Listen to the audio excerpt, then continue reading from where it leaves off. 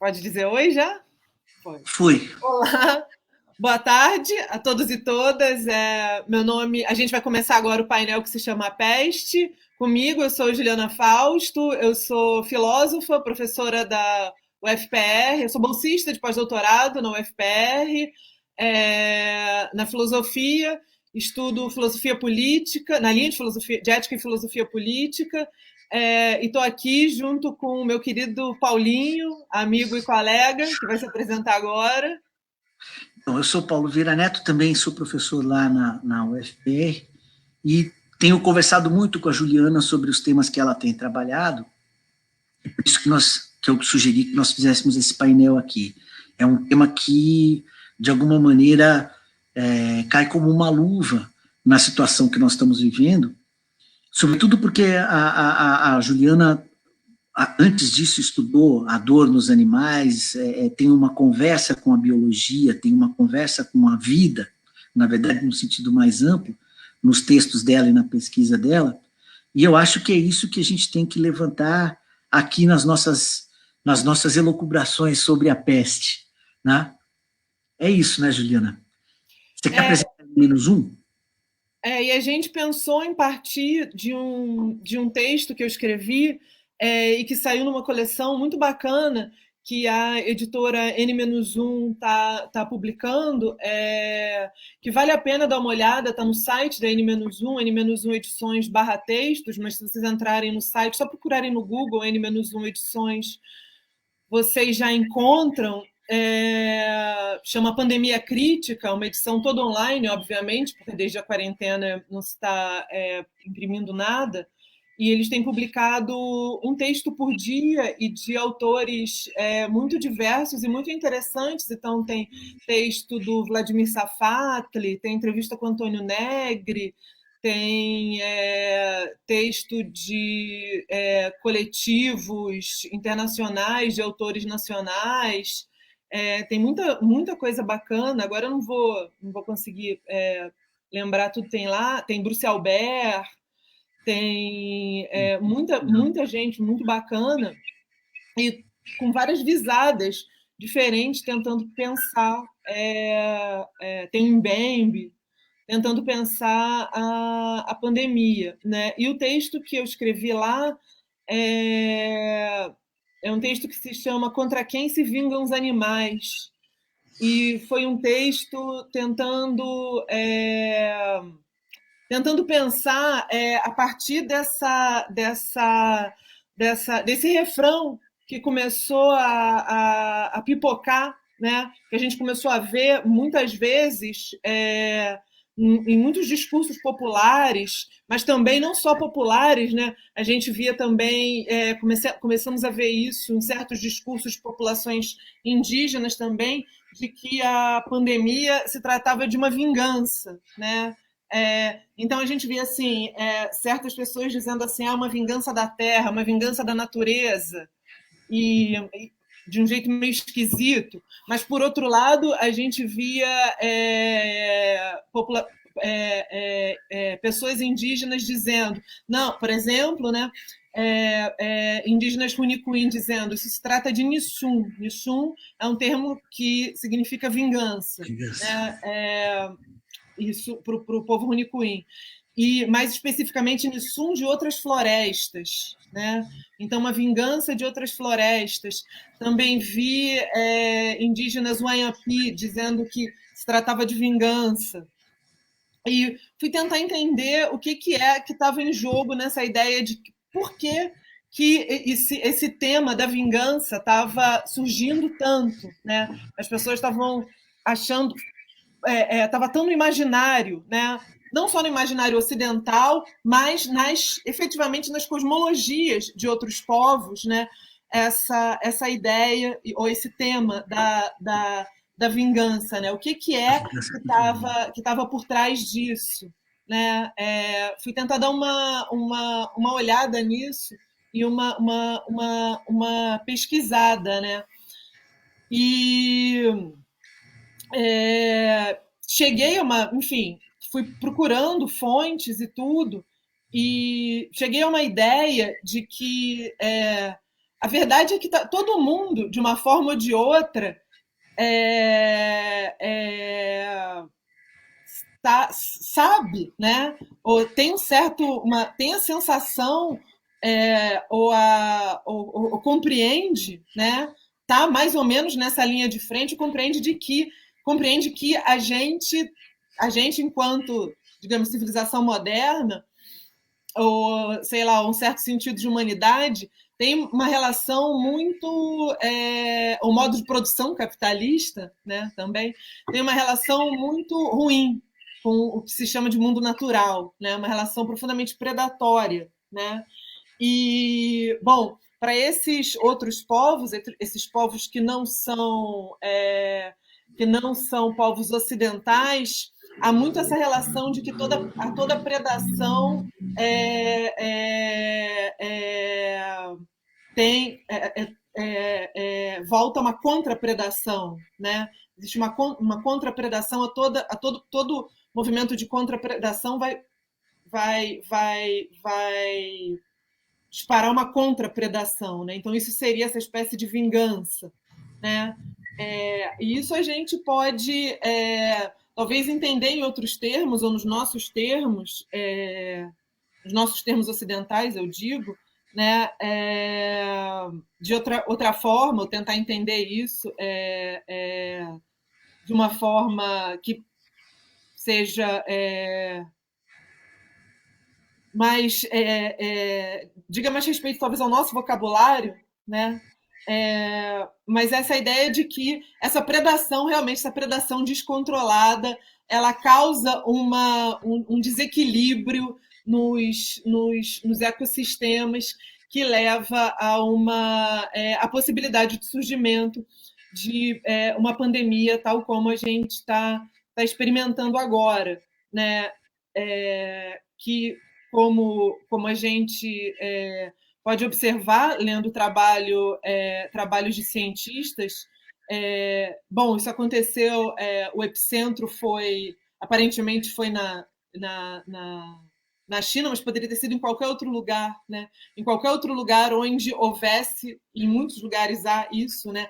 Essa mistura descontrolada, né? De degradação de habitat, mistura descontrolada de espécies, transporte de genoma em forma de mercadoria, né? Ou de mesmo mercadoria humana ou não humana, né? Esse transporte, porque e que se isso aconteceu na China agora, mas poderia ter sido no Brasil, poderia ter sido na Amazônia, né?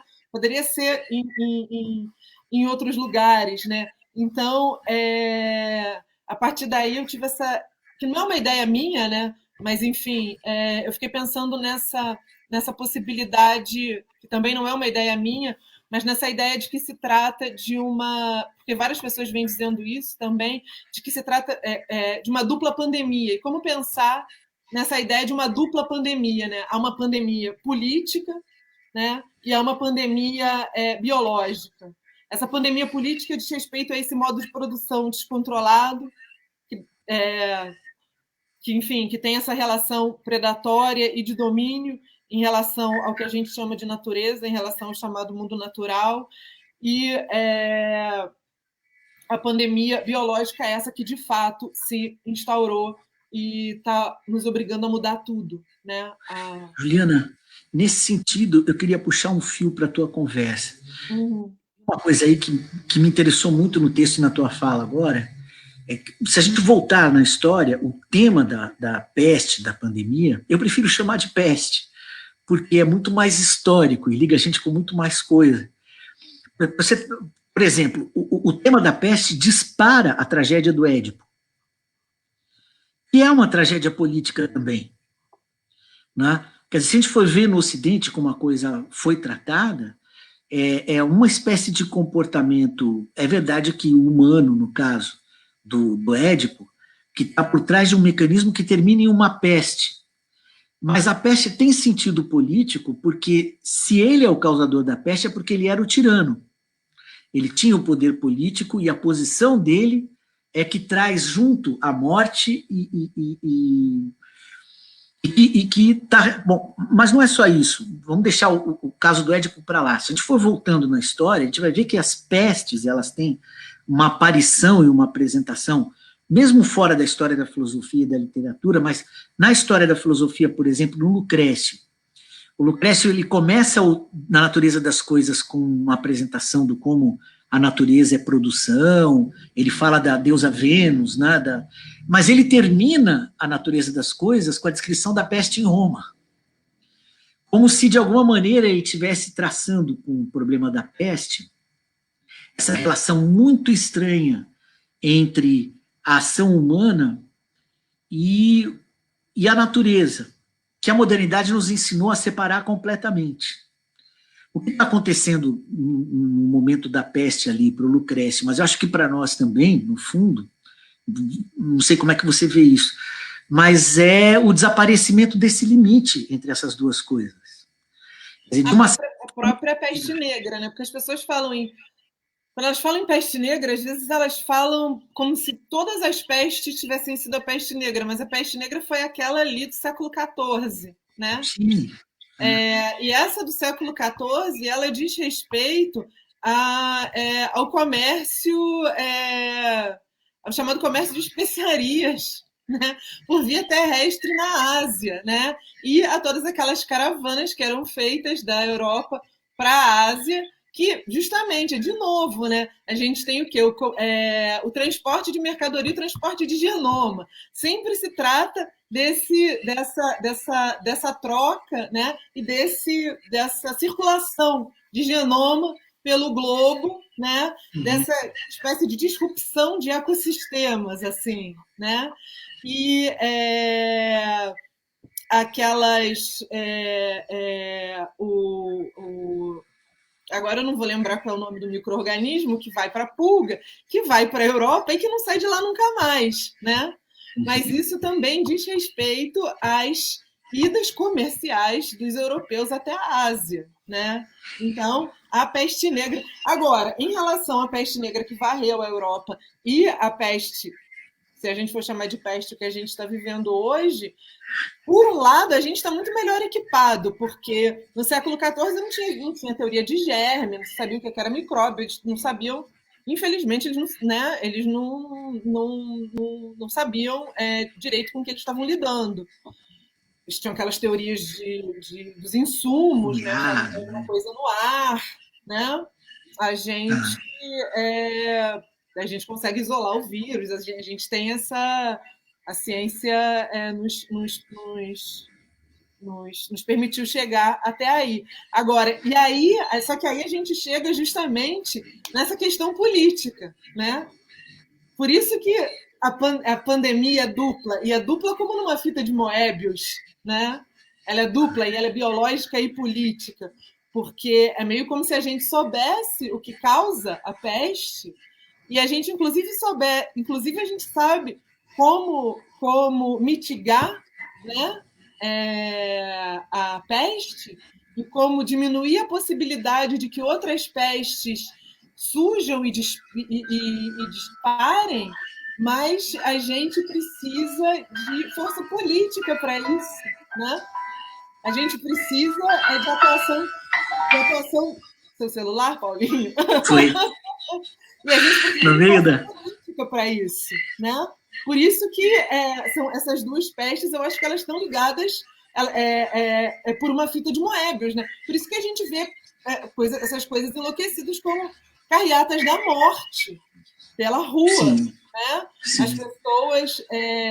As pessoas até brincam dizendo, né, que os filmes de zumbis falharam em mostrar as pessoas fazendo protesto pelo direito de serem mordidos por zumbis.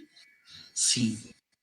Sim, e é engraçado porque é uma demanda política que se chama economia, no fundo... Que não está separada, né? Que não está separada, é isso, assim...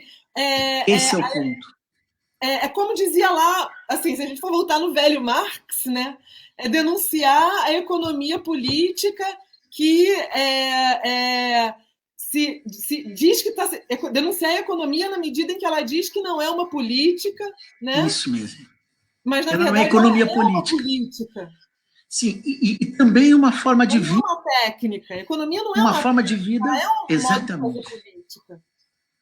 Uma forma de vida que envolve esse limite que aparece com a morte das pessoas.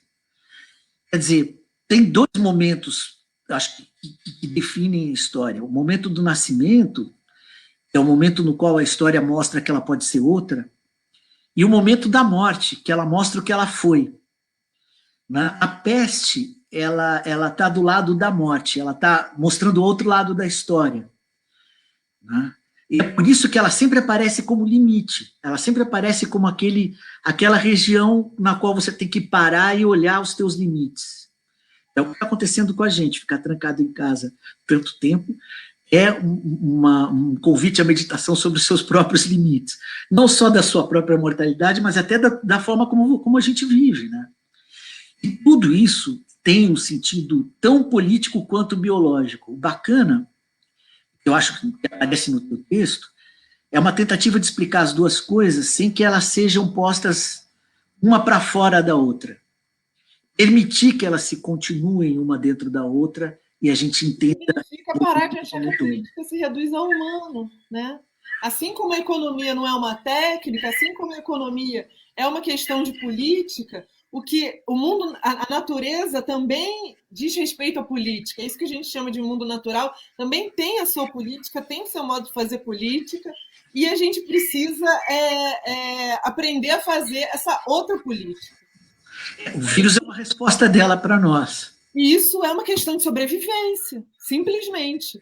E eu estava falando uma coisa super interessante hoje, eu achei super interessante, que alguém dizia assim, a gente foi obrigado a fazer um experimento, né? Por causa dessa pandemia, a gente foi obrigado a fazer um experimento no qual os indivíduos, né, individualmente, as pessoas civis, passaram a consumir o mínimo, a fazer o seu mínimo. Né? Então, ninguém mais anda de avião, quase de carro anda-se pouquíssimo, consome-se pouquíssimo. Né? E mesmo assim, isso é muito pouco em termos de diminuição de emissão de combustíveis fósseis, de poluição. Né? Então, assim, ficou-se mais ou menos provado que não se trata de uma questão individual, da sociedade civil. É uma questão de corporações, é uma questão de indústria, é uma questão de Estado. Claro. Não adianta pedir para as pessoas andarem, sabe? Para a sociedade civil andar menos de avião. Sim, não é boa vontade, né? Houve esse grande experimento global forçado, né? Ninguém não foi, a gente não fez um pacto, né? A gente está sendo obrigado a fazer isso, e mesmo assim não é suficiente. Então, assim, essas mudanças elas têm que ser muito maiores. Elas têm que ser muito maiores. Né? Então, assim, porque eu acho que uma coisa que é muito importante e que eu acho que não pode ser deixada de lado também quando a gente está pensando essa questão da dupla pandemia, né, da pandemia biológica e da pandemia política, que são a mesma, né, que são dois lados, são essa fita de Moebius, que é a mesma, né, quando você vai seguir de um lado, aí você vira e descobre que é a mesma, né, do outro, é a questão do negacionismo e do negacionismo ambiental, que ainda viceja não só na direita, mas na esquerda também, parte da esquerda, né? Que ainda viceja a questão do negacionismo. Gente, né? Porque, assim, a pandemia fez todo mundo ficar em casa, todo mundo apavorado, né, com a pandemia. E como diz a Greta Thunberg, a nossa casa está em chamas, e ela tem toda a razão. A nossa casa está em chamas, o que a gente tem de... E é a mesma coisa, a pandemia de Covid, a gente pode dizer que ela não é senão, e isso, assim, toda a melhor ciência, né, a gente está hoje aqui na Marcha pela Ciência, toda a melhor ciência que vem sendo produzida nos últimos anos vai endossar essa afirmação. Essa pandemia ela é mais uma emergência, né, da catástrofe ambiental. Sim. Sim. da catástrofe ambiental. Então, assim... É sintomático que ela tenha vindo da China com um nível de poluição altíssimo, com um nível de intervenção. Degradação ambiental, emissão de combustível fóssil, enfim, todas aquelas outras coisas que a gente sabe, né? Não que seja exatamente, como você falou, uma característica da própria da China só. É uma característica da civilização industrial que se formou no século XX e acelerou no século XXI a sua formação. E aí eu acho que, de novo, olha só, ela mostra um limite, né? Ela mostra um limite claro, um limite a partir do qual você morre. O vírus mesmo, se você pensar bem, ele é irônico nesse sentido, porque ele é uma entidade limite. Houve uma discussão, uma época, quando eu era novinho ainda, as pessoas discutiam se o vírus era vivo ou não, era um ser vivo ou não era um ser vivo. Na verdade, ele é uma microgota de gordura com um RNA dentro dele. Se isso é vivo, se isso não é vivo, nós estamos aqui numa fronteira miseravelmente fina. Aliás, talvez até nem exista essa fronteira, seja uma ilusão nossa. Não, o vírus é justamente aquela entidade diante da qual a fronteira entre vida e não vida não faz diferença, né? Ele não faz diferença. Nem não vivo, né? E isso coloca a gente no limite também, né? Ele coloca a gente em todos os limites.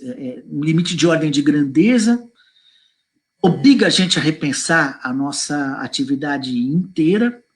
Eu não sei, eu tenho aqui, Juliana, eu queria até saber a tua opinião, mas eu tenho aqui, para mim, que é muito otimismo a gente esperar que essa pandemia tenha mudado completamente o horizonte do pensamento, da ação das pessoas. Mas eu acho que essa pandemia é um fato histórico, é um momento histórico que vai permitir muita discussão a respeito da maneira como nós vivíamos até aqui. E de algum nós vamos ser diferentes. A gente vai ser forçado a arranjar outros modos de viver. Sim. Porque o mundo não vai ser o mesmo, assim. Como é que a gente vai sair daqui? A gente não sabe. Efetivamente, a gente não sabe como a gente sai dessa.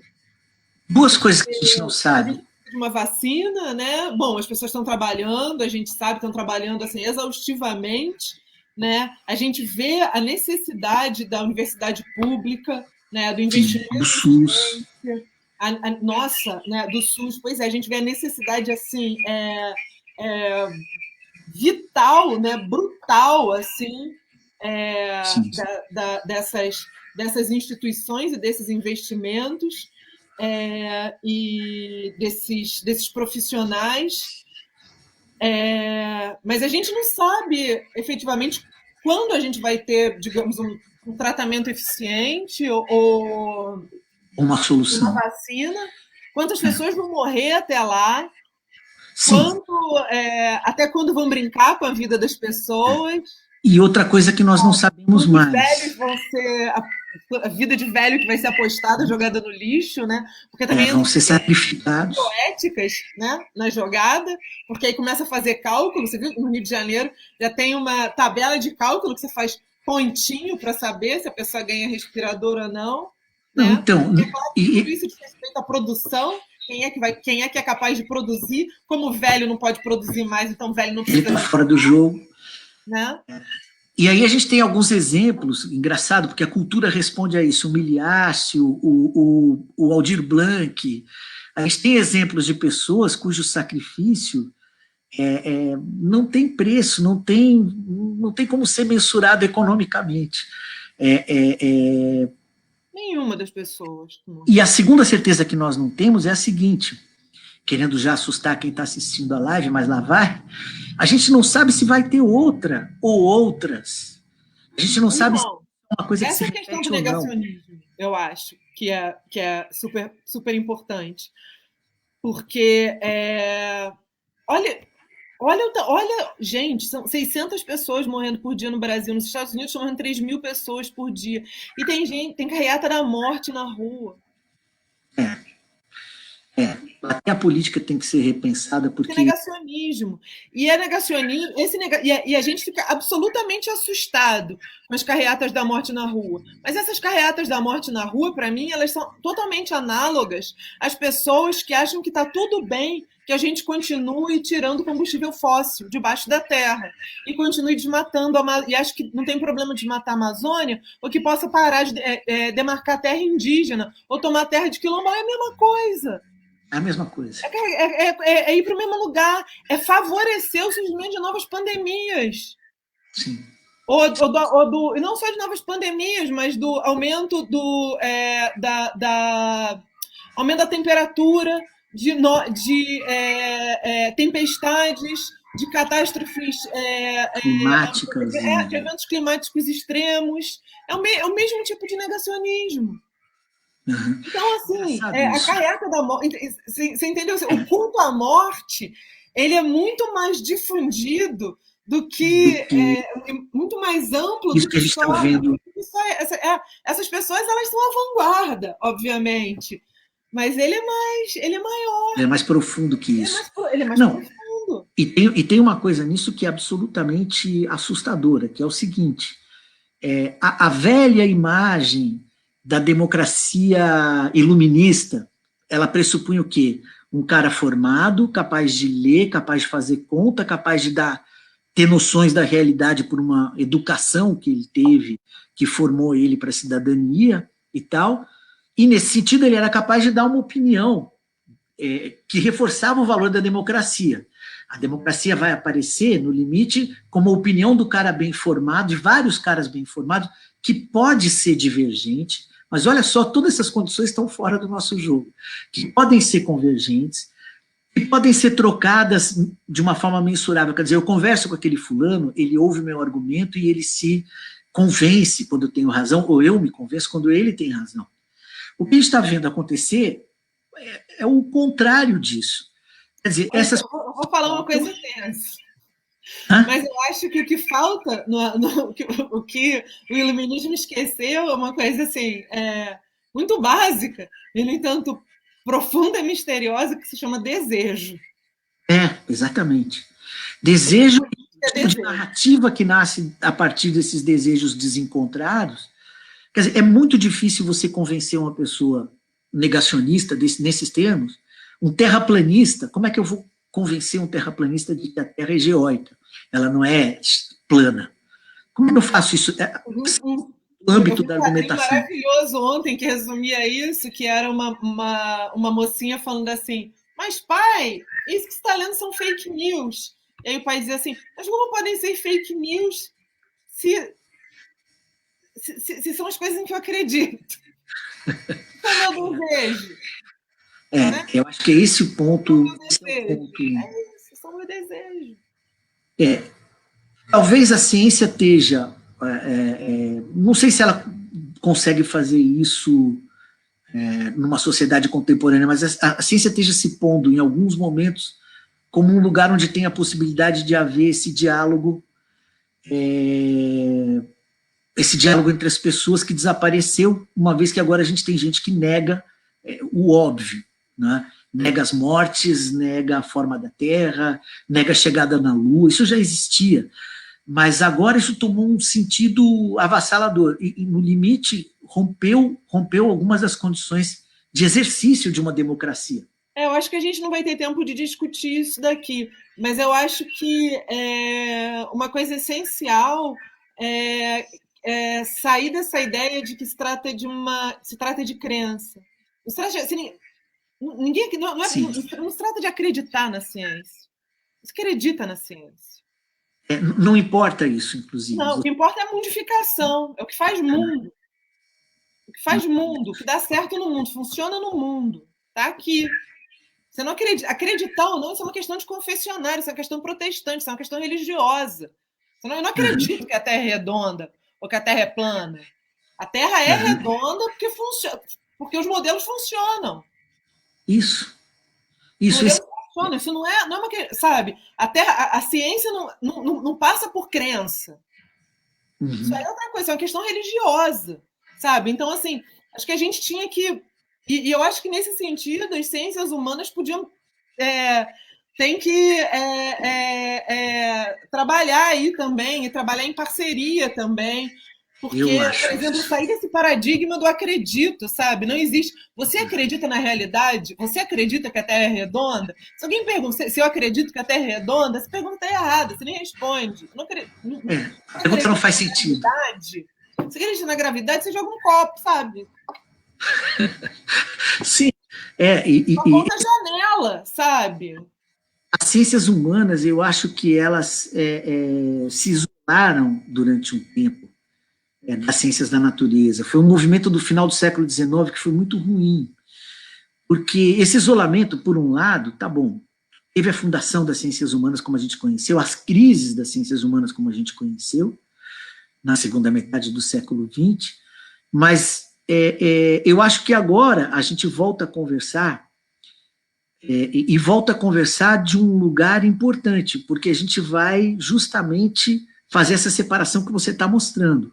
A separação entre um tipo de narrativa que reivindica os fatos através dessas inclinações e uma outra que conversa, que faz política, que negocia, que faz cosmopolítica e inclusive traz os objetos do mundo para dentro da discussão novamente. Então, tudo bem, vamos levar em consideração a lei da gravidade, vamos levar em consideração o vírus, quando a gente lida com o mundo, porque senão nós estamos sujeitos a um desequilíbrio que termina com a nossa vida. Né? Então, o Guilherme está avisando que a gente precisa encerrar. É uma pena. Tinha muito mais coisa para falar. Mal começou a tocar. Né? A gente está acostumado a aula de 4 horas, meia hora ativo. Mas... Fica o agradecimento nosso, né? Sim, muito agradecida pelo convite, pela oportunidade de estar aqui, de falar. Não sei, acho que a ideia é essa. A ideia é que a gente possa se ouvir mais e conversar mais eu acho que o que sei lá, que essas duas coisas, eu acho, assim, acho que a gente estava tentando falar aqui é que acho que a nossa principal ideia era essa, né? Essa ideia de que a pandemia política e a pandemia biológica são a mesma pandemia, né? É isso.